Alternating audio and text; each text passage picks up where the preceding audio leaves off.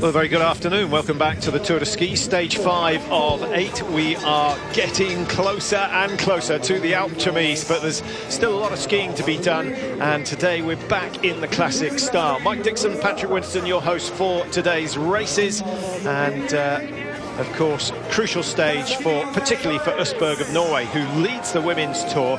Martin Jonsrud Sundby, he's got a big bag, and the trophy surely is deep down in the bottom of that. Can anyone get anywhere near it? Let's have a look and see where Oberstdorf is, right down in the south of Germany. Hosted, of course, the World Championships in the past. And it's a great place, isn't it, Mike? Because you're so close to all the Alpine countries, Switzerland, Austria, Italy not far away. You've got plenty of choice. And with a season like this where there isn't any snow around, you can go hunting. It's brilliant. And what a great job they've done. Very warm temperatures. They stockpiled 4,000 cubic meters of snow, and half of that melted when they put it on the track. So they had to put carpets underneath so that the warmth of the ground doesn't really come through, or the mud doesn't come through. And of course it did change the plan as well. It was supposed to be the ski-athlon today for the men and women, but of course it's just a classic 10-kilometer for the women. So 10 kilometers coming up today. As we mentioned, it is stage 5, but they were in action yesterday as well. The second sprint of the tour, and it was a classic style sprint. Lots of drama, particularly in the first stages. Let's have a look at some of the action.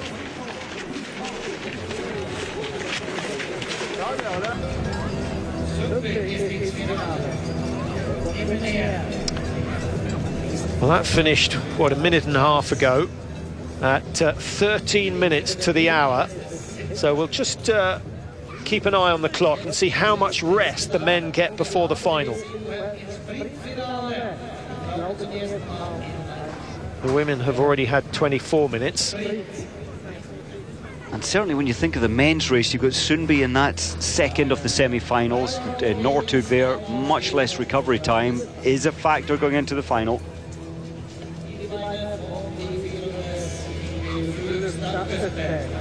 What would your routine be between a semi and a final in terms of recovery? I think I would want to get onto, as so many of them do, get onto keep your legs moving, get onto a cycle machine, just keep the legs turning.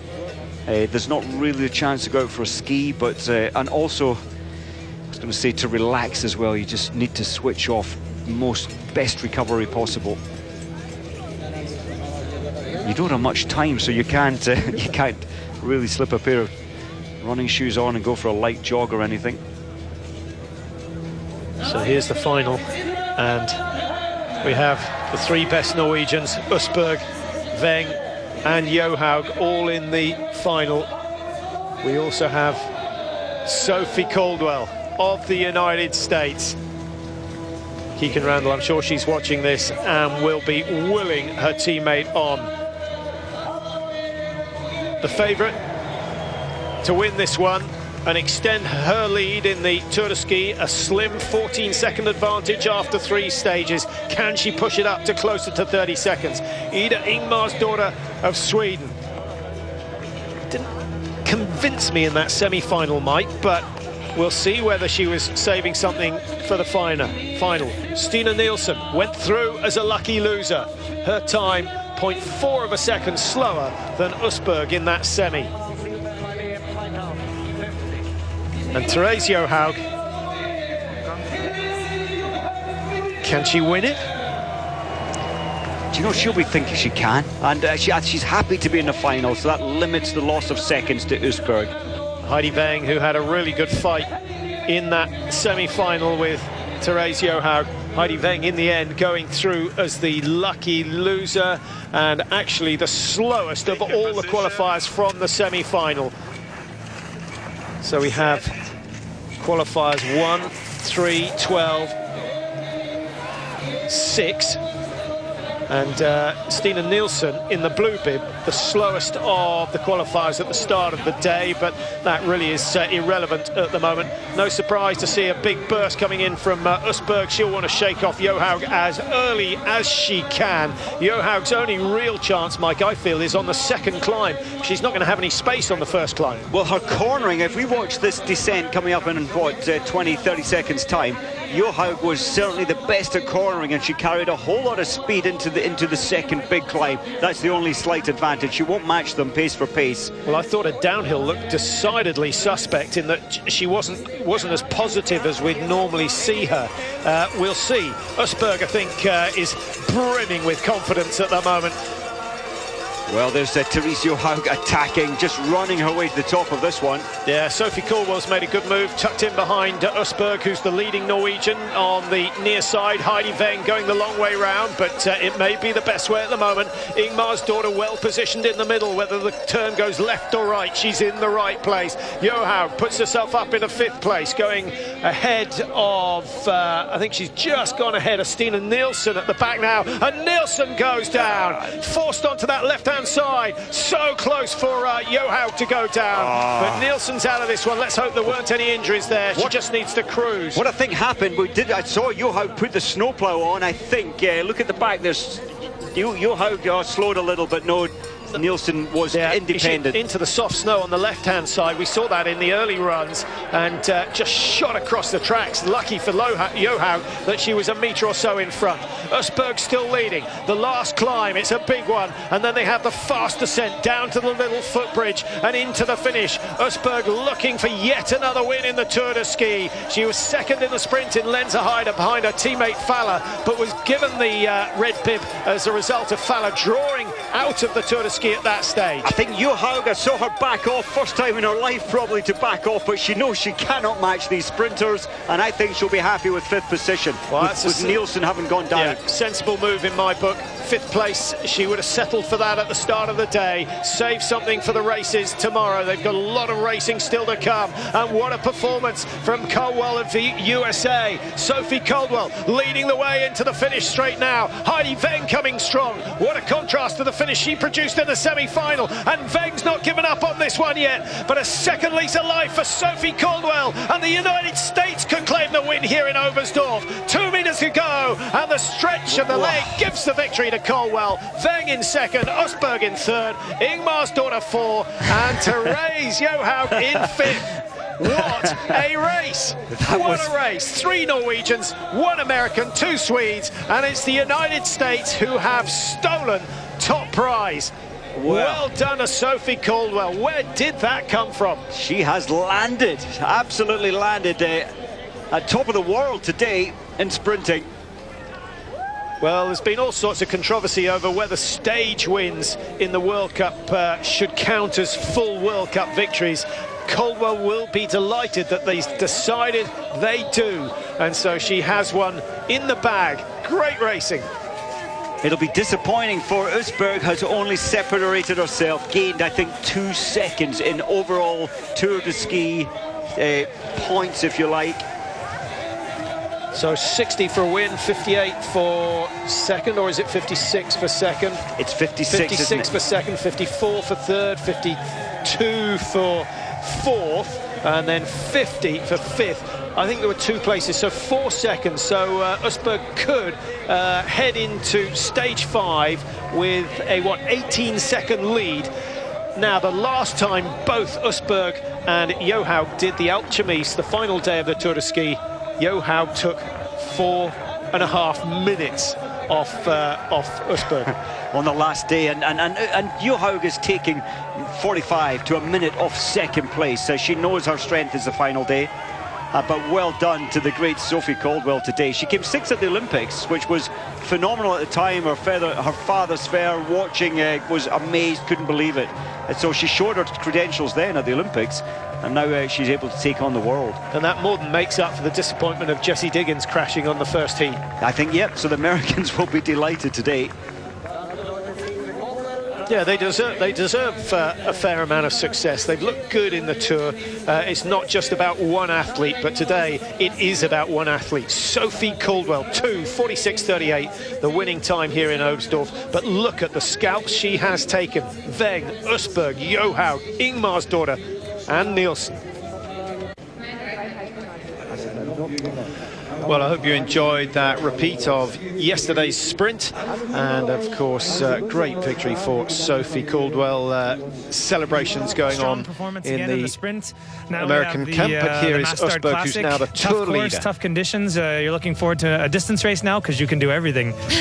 Yeah, for sure. I look forward for the distance race. Really good sprint today, another podium, and for sure it will be a lot of bonus seconds in the distance race. And I guess I will lose my leading bib, but for sure I will fight hard for it. And another day in the red bib is a good day for me, so I'm looking forward for the distance. All right, well, we hope you can fight and then maybe keep the bib, and yeah, we wish you well. Yeah, thanks. Well, absolutely. She's now not only a class sprinter, she's a good distance athlete. I know it was only 5Ks that she won, but the first time she's won in any distance over the sprint distance. So Usberg is going there. And if you remember back in Bjørgen's career, Mike, she started as the queen of sprints, and then her sprinting gradually, her domination lessened, but her distance skiing came to the fore. And I wonder whether Usberg is going through that same transition. She's developed massive strength, massive confidence from the sprinting, and now she knows that she can take on the best on the distance. Do you know, I think you're onto something there. She's 25-year-old now, so maturing, and as you say, getting the strength and the knowledge base and the confidence especially. And there she is, wearing the red bib, the leader at this stage. In her best ever dream, she would never have expected. Day 5, I'm quite sure that she would be in red. Of course, a small financial bonus for being in red throughout the day, so Johaug will be keen to get the red bib back. She's got her work cut out. She's got to make up 30 seconds, but she's done that on most races. Actually, in the 15K Classic, which we had earlier, she made up 37, so there's still a big question mark. I think Usberg might be able to hang on. Heidi Weng, currently 3rd in the Tour. It looks to all extent that she's going to end up in 3rd at the end of the day. Johaug, 2nd place, but don't forget, she is the dynamo that can climb the Alpe Chemise like no one else. So if she's within reach at the start of that final stage, the money surely is still on Johaug. But Usberg is getting better and better, and she's growing in stature minute by minute. Just thinking, Patrick, yesterday Usberg, as we expected, made the final, but for the first time ever, Johaug made the final, therefore doing all 4 of the 1.2 kilometers at maximum. Well, you can see from the air temperature, winter still hasn't really arrived. How long have we got to wait? It's a disaster. Credit to the course officials who've managed to put together what I hope is a safe racetrack. It will be soft in places, and there are some fast technical downhills here, as we saw in the sprint yesterday. Let's have a look at the course. 5 laps to make up the 10-kilometer distance, so 5 laps of 2K. They'll be getting dizzy, but great news for the spectators. It is, it really is, and I think this course, as we see the start list there, I think it suits, it plays into the hands of Usberg just a little. In the terms that there aren't major long climbs. They're 16-meter high over about a 200-meter distance. Well, Bjørnsen and Caldwell starting 13 and 14. They start bib referring to their position in the Tour at the moment. So the Americans will be delighted with the way things have gone so far, and there'll be a little bit of a battle to see which one of them comes out on top. Caitlin Craig too far off the pace, I'm afraid, to challenge certainly Caldwell, who's up there in the top 15. The yellow card there against Lucia Anger. We've seen another number of athletes, another 6 athletes with the yellow cards. That's a warning for technique violation in the sprints yesterday. They were perceived to have skated too far in or out of the corner, and they cannot muck up again today, or they'll be disqualified. Well, you might have noticed that both Johaug and Weng had a yellow card against them, so I guess that goes in support of what you were saying, Mike, in that you thought, particularly in the last classic race, there was too much skating going on the corners. I still think it needs to be clear-cut. Give them a line to start and stop, and then we don't have to have judges with videos on every corner. So here we go, stage 5 of the biggest event of the year, the Tour de Ski. What an event. It was dreamt up by Vegard Ulvang many years ago in the sauna, and they wanted to find out who was the best skier overall. Are they going to do that? I think, Mike, there's still an argument that you can swing the balance towards the sprinters a little bit more. One more sprint event, I think, would have equalled it up a little. I think so too. 8 days of racing, 10-day period. Another sprint in there would be ideal. There's Usberg. Wearing the red bib, she goes on the front of the grid, and that's crucially important, especially when the conditions are so soft. Overtaking is difficult. Norway, 1, 2 and 3 in the Tour. Kaloinen, Kalla, Niskanen on that second row, and away they go. A very slow start from Therese Johaug. Again, caught napping at the start, but I wonder whether that was something to do with the clister. It's like the clister's just stuck on the track. You know, it was as if she was anchored to the spot, and often that is the case, this extremely grippy clister, which they will be on today. Or was it a strategy? Was she wanting to tuck in behind Usberg? No, I don't think so. In the last classic race, 15Ks in Lenzerheide, I think Johaug made the break after about 400 metres. She skied the remaining 14.5 kilometres on her own. Are we going to see the same scenario, or do you think Usberg will not let her go this time? I think Usberg, in her race briefing, her own personal briefing, is that whatever Johaug does, she's going to have to try and live with, and I think she will try. As soon as Johaug, in third place at the moment, there she is in pink headband, as soon as she goes, Usberg, who's ahead of her, has to stay with her to remain in the to have a chance of winning the Tour de Ski. Well, she managed it over 5K, but that was freestyle. Are we going to see? There's no doubt that your VO2 is more important when it comes to classic skiing. That's really your cardiovascular capacity, and therefore Johaug, with much smaller body weight, you would imagine had an advantage on the big climbs. I think so, without a doubt. That light body weight and extreme tempo as well, and that's going to help on these 16-metre climbs today. Just have a listen to the skis as they come through. You can tell that there's a little bit of ice. They have put some salt down just to try and maintain the tracks. Temperatures, as you saw, 4.5 degrees. They can't afford to let too much more of the snow go. What was she doing? She was looking at the clock. Yeah. It must have been a little early start there, and she was caught sleeping. Yeah, it's a good thing it's not a Formula One race, otherwise she'd have been at the back of the pack. Everybody down that first hill safely. I thought we actually might see one fall. We saw a lot of falls yesterday in the sprint competition down the same hill. Norway 1, 2 and 3, as you saw, and to think that their best skier, Marit Bjørgen, is having the season off, you just wonder how strong the team are going to be next year, or even at the end of this season, if she comes back before the end of the season. Look what's happened there. Johaug to the front, Usberg straight in behind her, you know, and I think she'll try and glue herself, if physically possible, to Johaug for the rest of the race. Well, the climb is not that long, but will Usberg be able to stay with her on the 5 times? There are two climbs on each of the 2-kilometre loops, 5 times round that 2-kilometre loop to make up the distance. The light blue and red sort of magenta-ish bottom it looks with all the dots, the Russian suit, and as you can see, they are trailing badly at the moment. But no major break, no one's really turned it up. We know that from the fact that the first 30 are still pretty much together.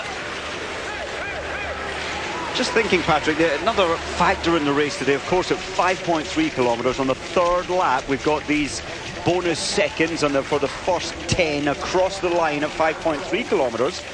Important because it's 15 for a win, and then 12, isn't it, for second, and then 10 for third, all the way down to 1.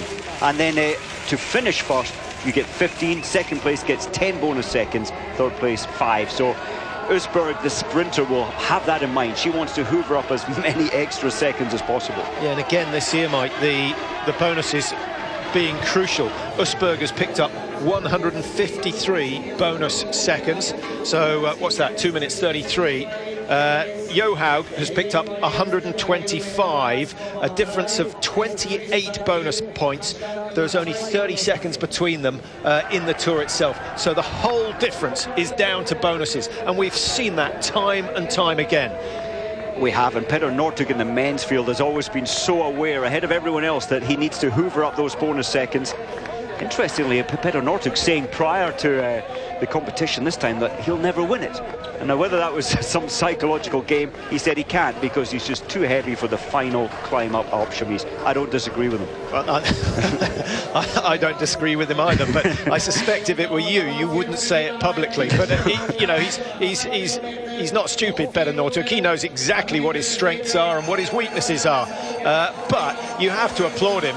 He's been in every edition of the Tour. He's finished second on 4 occasions, and he's been on the podium apart from that as well. So arguably the most successful. He certainly have picked up more points from the Tour de Ski than anyone else. He has. He very much has, and it'll be interesting the men's race coming along after this one. So through the stadium they come, 2 kilometres, remember the loop, and we'll get a readout, I hope, at 2K, and you can calculate the speeds that they're going at.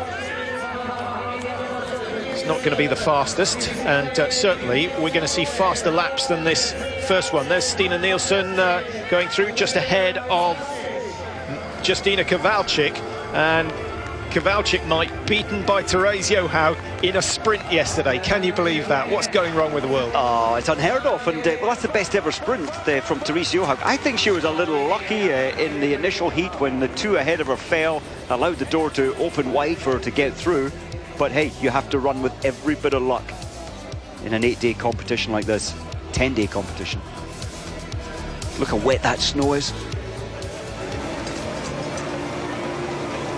When is the break going to come?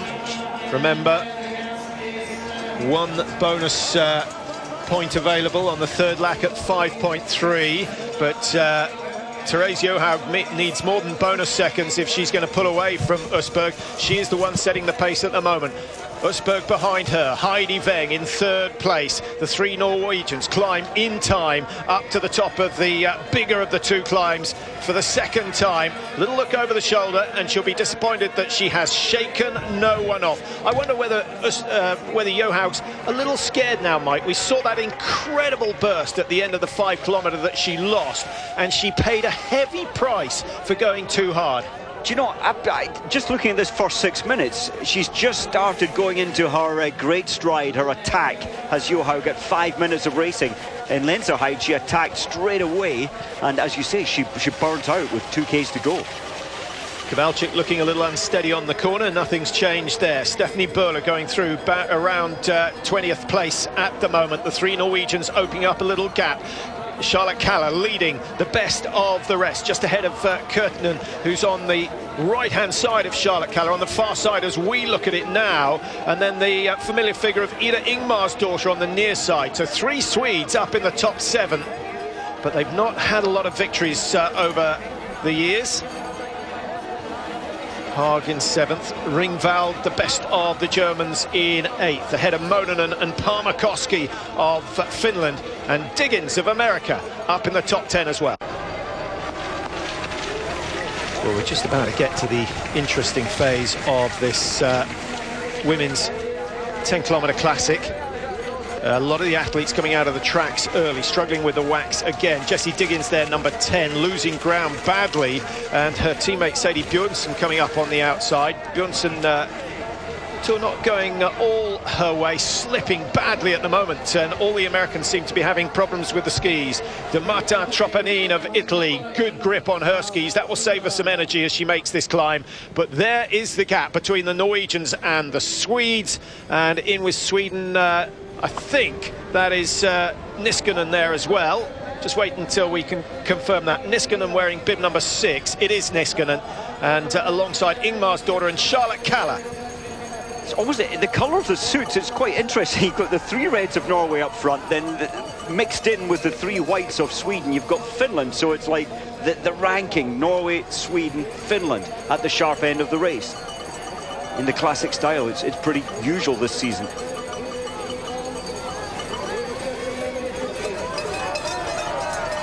If only Denmark were in there, we'd have all the Nordic countries. Finland, of course, not part of Scandinavia. Østberg leading the way around that right-hand turn. Now, you commented on Johaug's ability to come out of the downhills fast. I agree with you there, Mike, but it's a little strange because she doesn't look steady on the downhill. She doesn't inspire you with confidence. She doesn't. I think I only saw it a couple of times yesterday. She didn't get it right every time, but certainly in the semi-final, she catapulted out of the corner with great speed. I have noticed that the three at the front are being careful not to skate because there are yellow cards. Yeah, disqualification from an event would be an absolute disaster at this stage. Now, there's Charlotte Callan. Now, that's not a skate step. I don't know what is. This is why I have the issue with it, Mike, because wind the clock back 30 years, pre-1985, and we all used to skate around the corners and then get the skis back in the tracks once the corner had finished. That's the way it was done.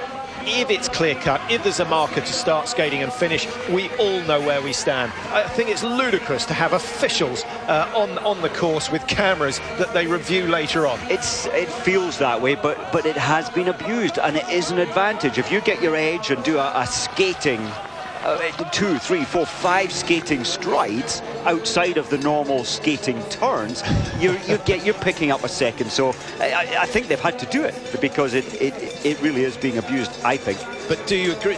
Would you like to see marks on the snow that say, right, after this, anyone, a single skate step after this is disqualification? I suppose it may come to that. That's how skating started. Remember when it first came in and people were taking it far too far in a classic race. The two definitions of technique, but it was messy. It didn't look right.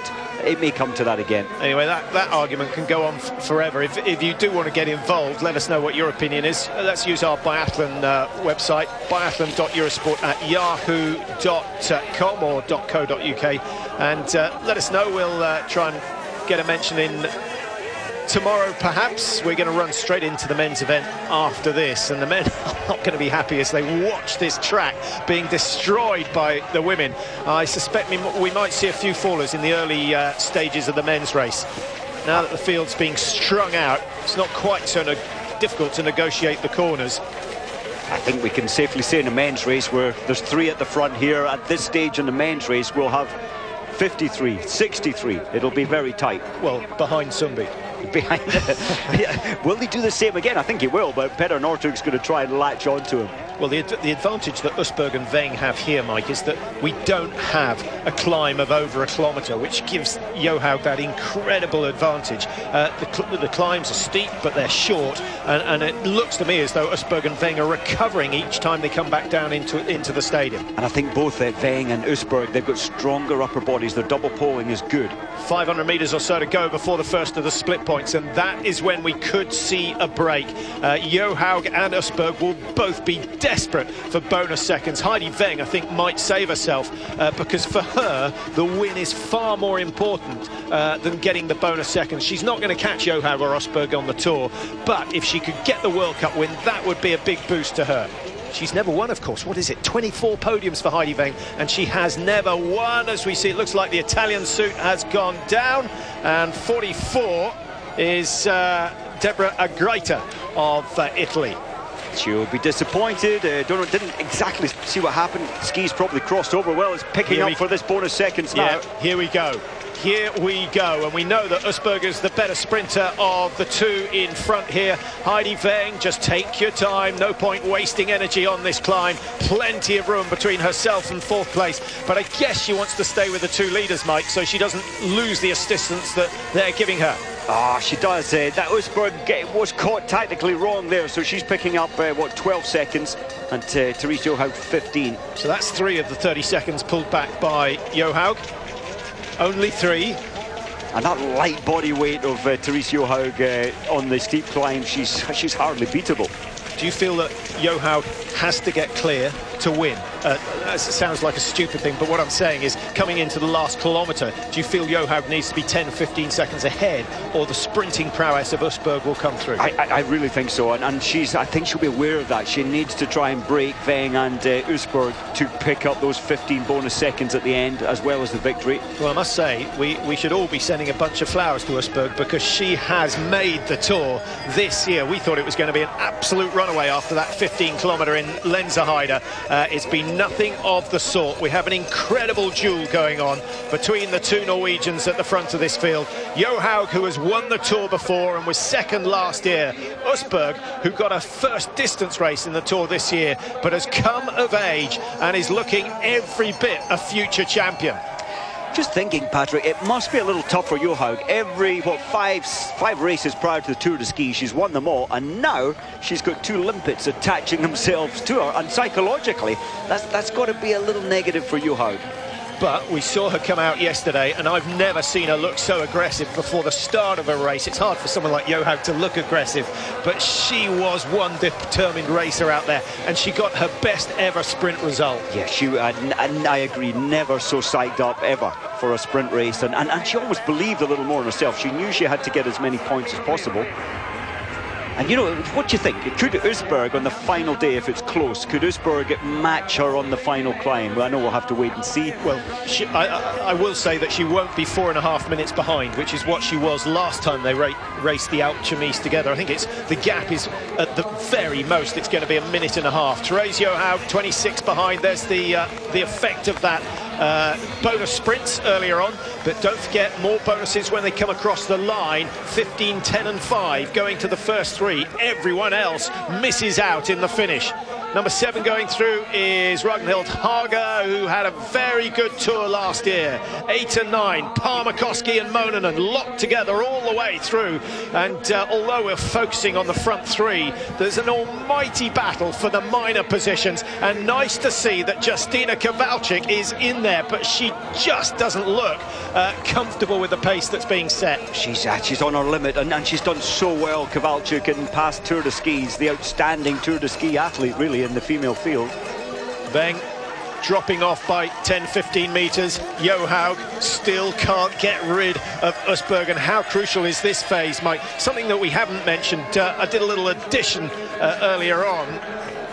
The classic races in this year's Tour, 36.5 kilometers. The freestyle races, 20.5. That is a massive differential, especially when you look at last year. We had classic 25, skating freestyle 28.6. It's swung towards the classic ski. It has, and if Kowalczyk was on better shape, she would love this. And remember, she didn't attend 2014 because there were only 2 out of 7 out of 8 in classic style.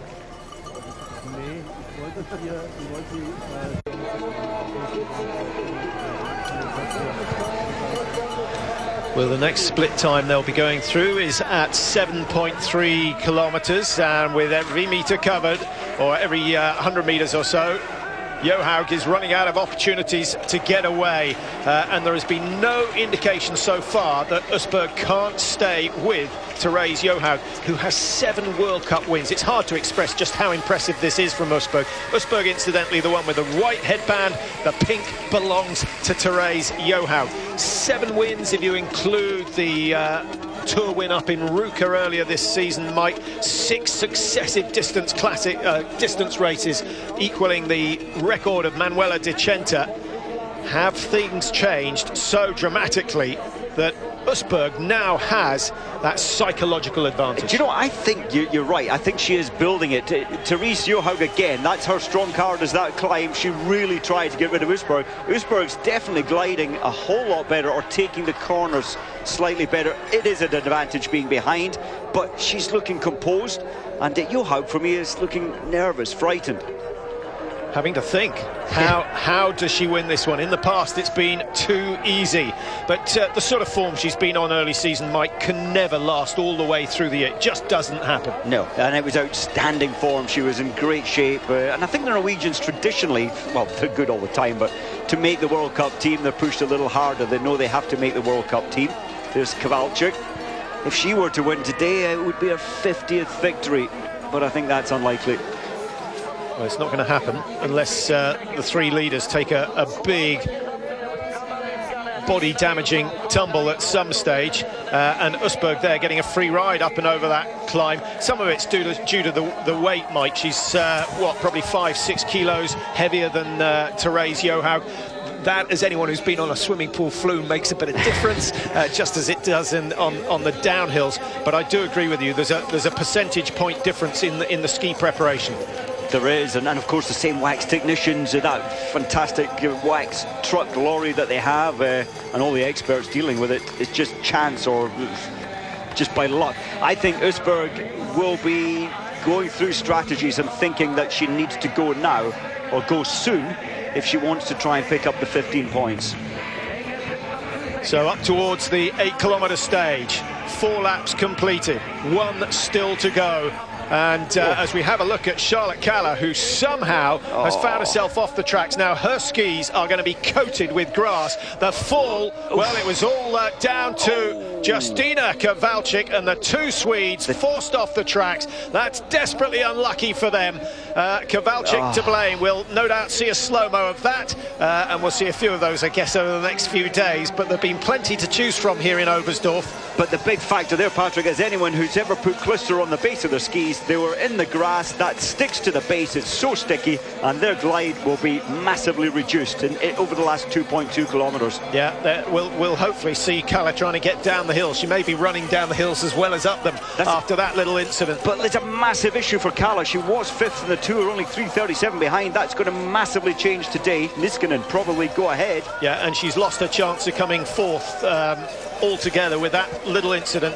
It will be interesting to see how the skis go. First little slip from Usberg, is that a sign? An opportunity for Therese Johaug to get away. That mouth is open. She is a different animal out there after that recent success. She now believes that she has the beating. She's done it in freestyle over 5K. Is she going to do it in classic over 10K? We're going to see one fantastic interview if she wins this one. She said she thought she was going to lose the lead in the Tour today.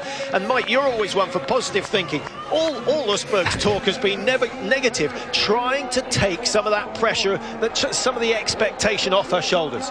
Yeah, and it's working, isn't it? She doesn't want to play it up, play it too big that she's leading the Tour de Ski on day 5. This is the big test. 8.75 at the top of this little climb, and then they've only got 1,250 metres to go, and Johaug has got to find 5 or 6 seconds at least before she comes into the stadium. A slip from Johaug, loses all her momentum. She's annoyed there. I think her teammate, their friends, was clipping the tail end of Johaug's skis, so I wonder if she said anything there as her head turned around. Watch Usberg close the gap on the downhill. She can stand tall and fill those lungs with a couple of extra litres of oxygen. That could be crucial. She stays low, doesn't have to double pole for at least 30 metres, but after Johaug has started, the pendulum is swinging towards Usberg. In fact, it's been swinging her way ever since the first lap. It has, but you know what? It's like watching two top-class athletes, obviously. They're on their limits of fatigue, and it's just mind games now. They're hanging on by a thread. Is Heidi Weng out of it? So close.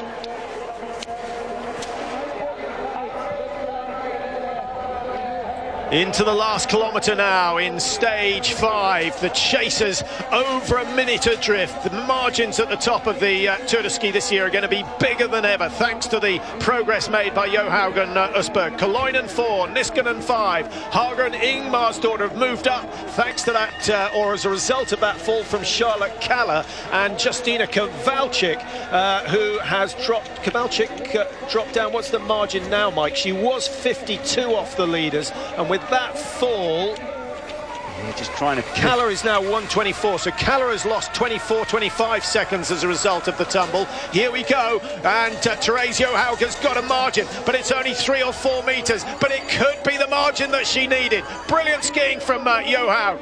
Now, has she got enough? She will lose some of that lead coming down into the stadium because Usberger is on a better pair of skis. But my goodness, she's done damage. It was a short climb. She really attacked it. You can see the expression on Johaug's face. And if she wins this, it's been from cunning, really. I think she might have sprung a surprise on Usberg. Yes, I think she did. And that was her advantage. She knew she had to try and break Usberg on that climb. Usberg, the sprinter, if she's got anything left, she's trying to bring it all together in this moment, the last minute. It is not over yet. 440 metres to go of this 5th stage of the Tour de Ski, and Usberg for the first time today looks to be hurting. Johaug, a glance over the left shoulder, and it brings her the news that she desperately wanted to see. The fact that Usberg has been broken for now. A long descent into the stadium. Well, we saw her celebrate with her sprint result yesterday, Mike, and that wasn't even a win. What's it going to be like when Johaug crosses line, if she crosses in first place? It's going to be the loudest scream of delight in the whole of Germany. In fact, if there was any snow in the trees, it would probably fall off. She will be delighted, and I think she has got it. A margin of 30 seconds at the start of today. I think Usberg may stay in red. She's got to finish within 22 seconds of Johaug to stay in red, and she's certainly inside that margin at the moment. And Johaug takes it with a brilliant final lap, 26:37. Who thought she was going to get beaten? My goodness, I have to say, but hats off to Usberg. She must have had Johaug worried. 9.9 the margin. She stays in red for another day, and the Tour Challenge goes on. Incredible. I think it was an incredible performance from Usberg. Remember, 3 days ago she lost by 37 seconds over 15 kilometres, and I think that's why she was delighted to only be 9.9 behind. Should Johaug have gone earlier? I don't think she could. I don't think she could shake her. I think she's been trying to get rid of Usberg all the way around. So Norway, 1, 2 and 3, and a chance of taking 4th place as well. I think it's Ragnhild Haga who's leading this particular group. It is Haga who's coming strong. Haga, who had a great tour last year, finished in 4th place behind her teammates, and in fact it was Bjørgen, Johaug, Weng and Haga at the end of last tour. Haga in 7. Good strong finish from Ingmar's daughter, who's a good sprinter, and also Parmakoski, I think it is, on the left-hand side. In fact, it's number 4, which is Anke Leinen. Parmakoski a bit further back. Good sprint finish from Haga. She takes 4. Norway, clean sweep plus. Kaloinen, Ingmar's daughter, Niskanen. You can just see yesterday's sprints, today 10 kilometre, every single one of them totally exhausted. And it's going to be Germany who finally get a representative from the European countries, as Charlotte Kaller, great recovery from Kaller after that tumble, gets back to within 1:34. Remember, she lost 25 seconds as a result of going off the track. No fault of her own. She was driven off by Justina Kowalczyk. But the northern countries, Mike, the Nordic countries, total domination. Exactly. Norway, top 4, Finland, Sweden, Sweden, all the way down to 9th place. I can't believe the Olympics aren't going to Oslo in what is it? I can't believe they didn't want them. Yeah. Well, I understand why they didn't want them. Aye. All down to money and expectation. Kosina across 21. Is she the first of the Russians? No, we got Dotsenko there in 18th position. Blown away. Von Siebenthal of Switzerland makes the top 20. Jessie Diggins of the United States was in 10th early on, drops down to 23rd. I'm not sure whether she had a fall. Finishes just ahead of her teammate Sadie Bjørnsen as the 3 Norwegians go through a post-race debrief just to discuss where it all went right and wrong. In fact, where it all went right. Don't have to think about it going wrong. But credit to Johaug, where it's due, Mike. We expected her to win, but not in that fashion. Yeah, I think her whole design and strategy was to go early, and Usberg had enough energy, and Weng did for a short while, but Usberg is on her limit. She's on the edge, and just that final climb where Therese put in her usual sprint. 17 down. Stephanie Böhler going down, and Carrie Slind just finds a way through on the outside. Stephanie will be disappointed. 34-year-old now, the most experienced in the field, and those mistakes, yes, they happen. She'll be disappointed it happened to her. Heidi Weng, how do you feel for her, Mike? Third. She's going to be 3rd again. She is, and I was just thinking as we watched them on the final lap, had Heidi, I know it's easy talking about, if she just stayed in the slipstream, those 8 seconds, it's not a lot more effort, it's just a psychology to hold on to the pain, the discomfort of the person in front of you. Look, we're sitting in a nice, warm, comfortable chair. Easy it's to talk very about. Easy to say. You've done enough races to know that 10 metres is a long way to try and claw back. When you look at it in percentage terms, it's only, a 1/4%, even less than that. But it's still a crucial margin. Yeah, sitting here, it looks like it's nothing. Out there, it's pain. But the strong mind, Usberg today took herself to a place she never normally takes herself to in classic racing. So she's so focused for the 10 seconds or the 15-second bonuses. So the first 52 crossed the line. Total of 58 still in the Tour at the start of today. I can't see too many pulling out, but there will be athletes who are out of contention, who just feel that maybe the last day or even the last 2 days are pushing the body too far, and they'll save themselves for the World Cup races after that. But they have a day off tomorrow to recover, and the Norwegians are going to need it after that effort. Heidi Weng in third place. She stays in third in the Tour. A margin of 1 minute 45 at the start of today between herself and second place. She's not going to be able to close that, but the good news is she's well over a minute clear of anyone behind her. And that's a safe place to be, really safe and comfortable. And I wonder if she's beginning to think, I may not get the second this year. She wants it. She's too used to being third. Usberg, known as a sprinter before the Christmas period, now she is making a name for herself as a distance racer. She has pushed Johaug further than anyone else this season. She's the only person to have beaten Johaug in a distance race, and she came close again today.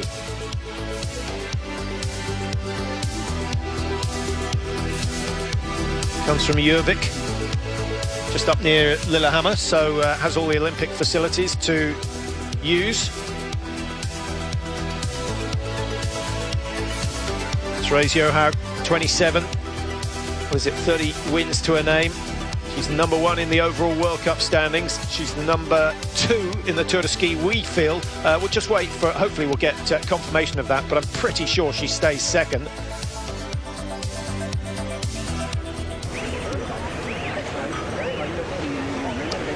Well, great race, Mike. And here we go. Here are the standings at the finish. 26:37, the winning time. Not particularly quick for a 10 clay classic.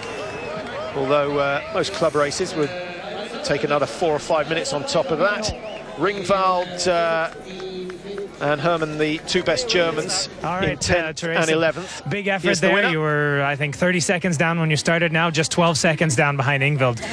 As much as you thought you could get, maybe? Yeah, it was a really tough race today, and I and Ingvild go together the whole time, and we help each other. So yeah, it was a fair race. So and I know that I had to do it in the last lap. Ingvild was really hard today, so I tried to push myself up the second last hill, and then I get to second, and I think no, she will take me down, but I have this gap, and I try to go good on the skis and focus on the technique, and it's really good to stand up to the podium again.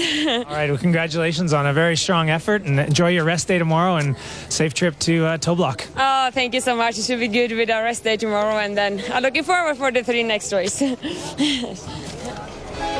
3 races to go, so sounds as if she gave it 2 big efforts to get away. The first one didn't work, the second one did work, and there you see her statistics. 31st win as a result of her victory today. She's getting closer and closer to Marit Bjørgen. Still only 27, so another 3 years of picking up victories fairly easily. I think so.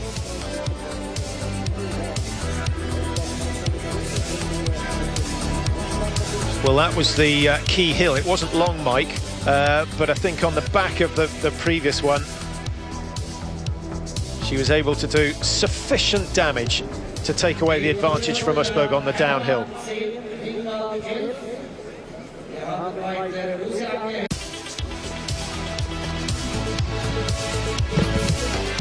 Victory number 31 for Therese Johaug of Norway.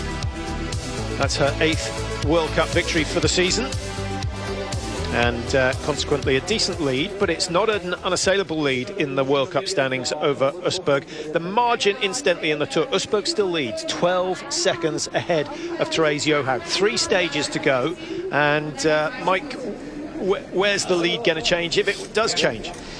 I think I think that they're both so exhausted. A day's rest is going to be helpful to both of them. What have we got? Freestyle the next day on Friday. They'll stay fairly level there. Well, there you see the standings, 83 points, the margin. You know, it's not out of the question that Johaug has a bad race or misses out due to illness at some stage of the season, and then Usberg could be right in there and in the hunt for the Crystal Globe at the end of the year. Yeah, very much. I'm thinking of the next track profile. I think it suits Usberg. You know, proportionally, it's better advantage Usberg, the Toblach freestyle course, rather than Johaug, which he needs very steep climbs, and there aren't many of them on the track in Toblach.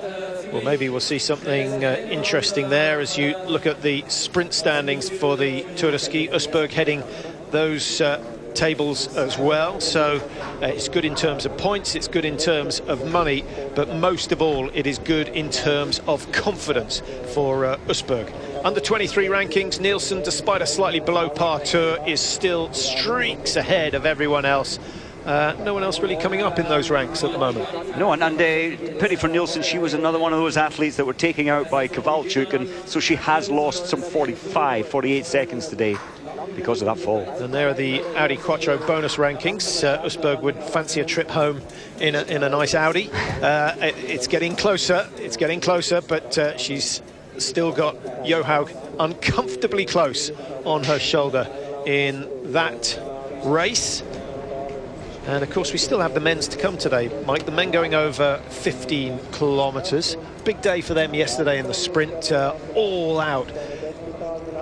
I know you feel that there might be some tactical racing going on. I get that feeling. It's 15 kilometres for the men, and the intensity, for the first time this season, we saw Jonsrud Sundby looking exhausted. He tries to hide it well. Of course they're all exhausted, but for the first time he was beaten, and beaten easily on the journey over the last 300-400 meters in the sprint race. He had no fight left, and normally that man fights and fights and fights more than anybody. So I am thinking today he might just want to contain himself ahead of Northug, so he'll probably watch Northug and be happy. I don't know, he's designed to win, but I just feel we'll see someone else winning today in the men's race. Good paying season for Johaug. Prior to today's race, she had, what, 97,500 Swiss francs, and it's almost double Usberg, who started today in second place in money terms at 53,700. But when you think, pays to be a winner. You know, with those figures, she already had 7 wins on the board. What's that, £40,000, something like that? The Alpine skiers are picking up the same amount for a single victory. There's no equality there, although there is, of course, with the men and the women's tour. But Johaug doesn't make her money from winning races. She makes it from the endorsements, and she's doing all right. Thank you very much. And her own clothing line as well, gloves, jewellery, the whole show. She's doing very well. She deserves to be. She is an outstanding athlete, and as you mentioned, what was it, 2007 when we first saw her in Sapporo as a teenager? She was unbelievable and had us both on the edge of our seats as she just turned it on. 30 kilometres I think it was where she made the impression, got herself a bronze medal, and she only came into the team as a replacement. It's interesting, and prior to that, in her club as a kid, she loved cross-country skiing. Her mother kept taking her. The coaches kept saying, nah, she's too small, her technique, she's just all tempo, she doesn't know how to ski. And they didn't give up on her, and the mother kept driving her to the training because she loved it. And now she's absolutely the world's best. Yeah, there's always a long-suffering mum or dad behind these stories, and it's paid dividends. Well, there's the glassware for today. Not ideal for the luggage on the way home, but not far. Where do we head next? We're down to Toblach in the north of Italy. I'm sure some of you have been to Cortina, or even if you're a biathlon fan, you might have been to Antolz. Incidentally, the biathlon tour getting going again this weekend. 3 rounds in successive weeks are in Ruhpolding instead of Oberhof due to the snow conditions, or no snow conditions, and a couple of good weeks of racing coming up from them as well. I think the biathletes will like that because yes, the Oberhof has been, as you said, changed to Ruhpolding the next week. Anyway was going to be Ruhpolding, so 2 full weeks. That's good for the athletes. They don't have to pack and change scenery and all the stresses that go with that. Well, while we're waiting for reorganisation here, the men's race coming up, How long, Mike, would a biathlon race have to be to give the Nordic skiers a chance of winning? Okay, so let's see. So the best in the men's field. We'll take it as a 4-shoot race, so 20 shots, 20 minutes penalty possible. Well, the cross-country skiers would miss 18 out of 20. Anyone that hit, say... That's a little harsh. I think 2 minutes to 5 minutes. If they're not trained, that's how... I honestly think so. It's that difficult, isn't it? So we're looking at 100. We're looking at the Vassalopit with 4 shoots in it. Yeah, 20 minutes. So it needs to be what, a full 20, 35 kilometre race. Now, are we going to stage that at New Year, or are we going to have it at Easter? That would be good. But it doesn't take that long to learn the skills of shooting. So I'm sure with the mindset and the discipline that they have towards the training, they could master shooting relatively quickly. Which would be 3 years, 2 years, 3 years.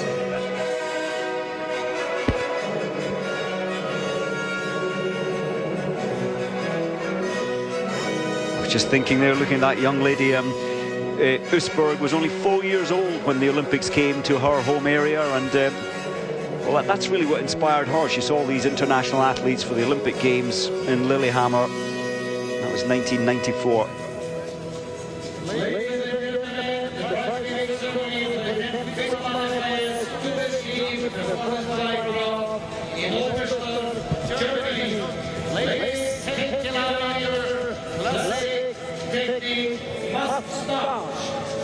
In the third place from Norway,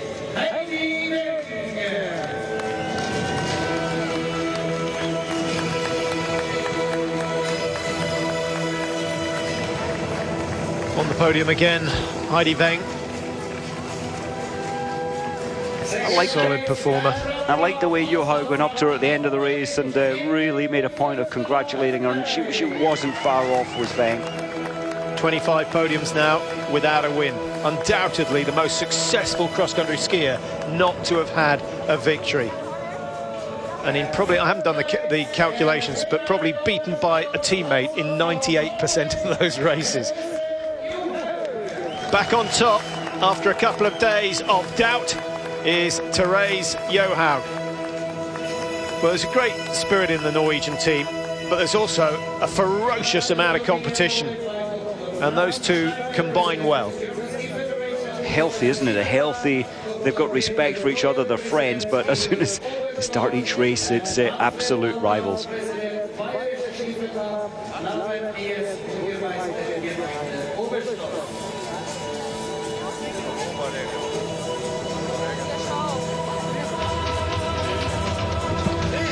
Well, Usberg's gone and picked up a pair of someone else's poles, I think.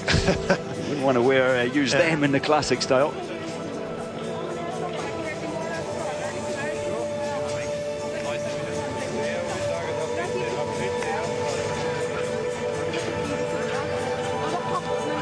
Well, I think from all the chit-chat going on the podium, an indication that they've been there before, and actually they all look eager to get back to the hotel, start their 24 hours, what are they going to get, 48 hours of rest. There'll be a little bit of skiing, no doubt, tomorrow, massage, there'll be a little bit of activity, but it is essentially about staying healthy, getting as much rest before the final 3 days.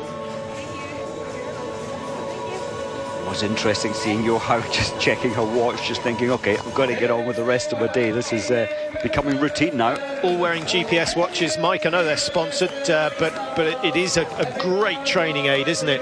And no doubt the coaches will plug them into the computers, analyse all the data, and you know, there's a lot that can be gained. I think you're right, and I think that's why we saw Therese Johaug going so easy. She wasn't wanting to lead the first lap. I think her coaches, on the feedback from that information in Lenzerheide, would have told her, slow down on your first lap, or you will be beaten by Usberg. Yep.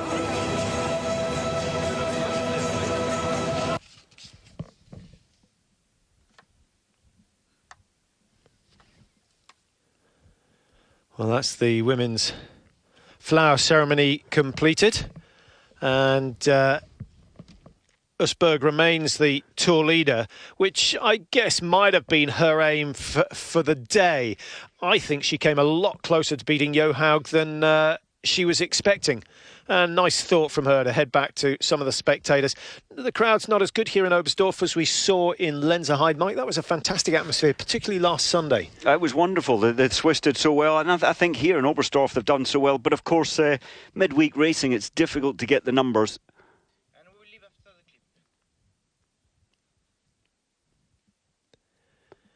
So just 3 days of racing to go for the women on the Tour Toblach, and then 2 days of racing in Val di Fiemme, and the climax, as I'm sure you know, the Alpchemise, that uphill climb. And Usberg has got to try and think of a way of getting an advantage of at least a minute, probably a minute and a half, to have any chance at all of beating Therese Johaug on that final day.